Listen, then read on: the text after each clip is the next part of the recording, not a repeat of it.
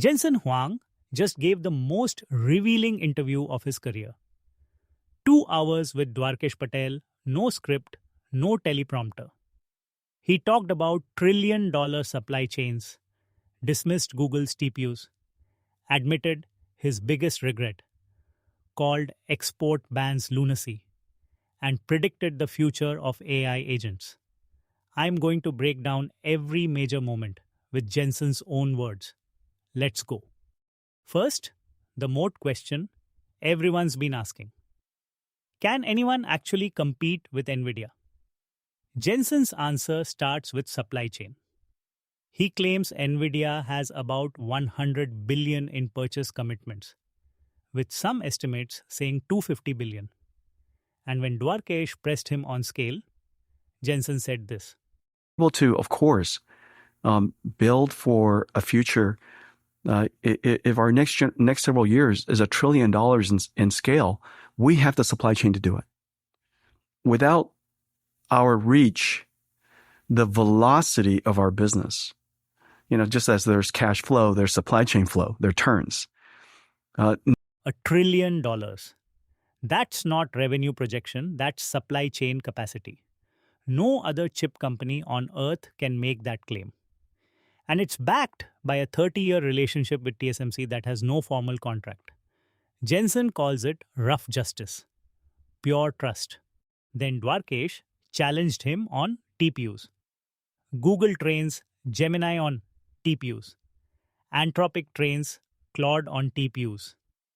AWS has Trainium. Aren't custom chips eating Nvidia's lunch? Jensen's response was devastating. These hyperscalers, they have the resources to write their own kernels. In fact, they have to get that extra last 5% that they need for their specific architecture. Anthropic, Google are mostly running their own accelerators or running TPUs and Trainium. But even OpenAI using GPUs has Triton, which they're like, we need our own kernels. So they've down to CUDA C++. He collapsed the entire non-Nvidia training story to a single company. His argument, Anthropic needed billions in compute that only Google and AWS could underwrite. The chips followed the capital, not the technology. And Nvidia's advantage isn't just hardware. It's the ability to 10x to 100x performance through algorithm advances, not just transistor improvements. Hopper to Blackwell was a 50x efficiency gain. Then came a rare, vulnerable moment. Jensen admitted his biggest regret, not investing earlier in OpenAI and Anthropic. He didn't realize VCs couldn't fund $5 to $10 billion AI labs. By the time he understood, valuations had skyrocketed. But he made a promise. But even if I understood it, I don't think we would have been in a position to do that at the time. But I'm not going to make that same mistake again. And I'm delighted to invest in OpenAI, and I'm delighted to help them scale. And I believe it's essential to do so. And then when since then, Nvidia has invested $30 billion in OpenAI and $10 billion in Anthropic. He frames these as ecosystem bets, not attempts to control. His philosophy: do as much as needed, as little as possible. Support the ecosystem without picking winners. On the future of AI agents, everyone's asking, will agents kill software jobs? Jensen's answer surprised everyone. I actually see the opposite of what people see. I think the number of agents are going to grow exponentially. The number of tool users are going to grow exponentially. And it's very likely that the number of instances of all these tools are going to skyrocket. It is very likely the number of more agents means more tool usage, not less. He compared it to radiology. Everyone said AI would eliminate radiologists. Instead, there's a radiologist shortage.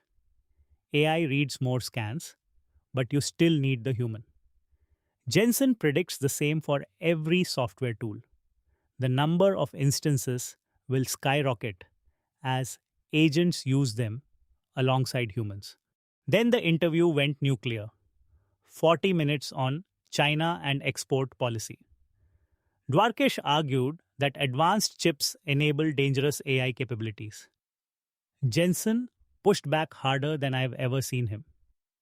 When Dwarkesh compared AI chips to nuclear material, Jensen snapped. Like fundamentally, you're giving them this capability. Comparing AI to anything that you just mentioned is lunacy.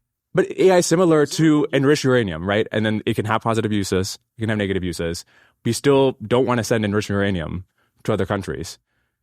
Who's sending enriched? The analogy is enriched uranium is because like it's a lousy. But Jensen didn't stop there. He argued that restricting chip exports to China is actively harmful to the United States. His core argument: 50% of AI researchers worldwide are Chinese. 60% of mainstream chip manufacturing is Chinese. Huawei already achieved record revenue. China will build its own competing ecosystem regardless. And when they do, the US won't be the default technology stack for the rest of the world. I will also tell you the potential cost is we allow one of the most important layers of the AI stack, the chip layer, to concede an entire market, the second largest market in the world, so that they could develop scale, so that they could develop their own ecosystem, so that future AI models are optimized in a very different way than the American tech stack. As AI diffuses out into the rest of the world, their standards, their tech stack. The final moment.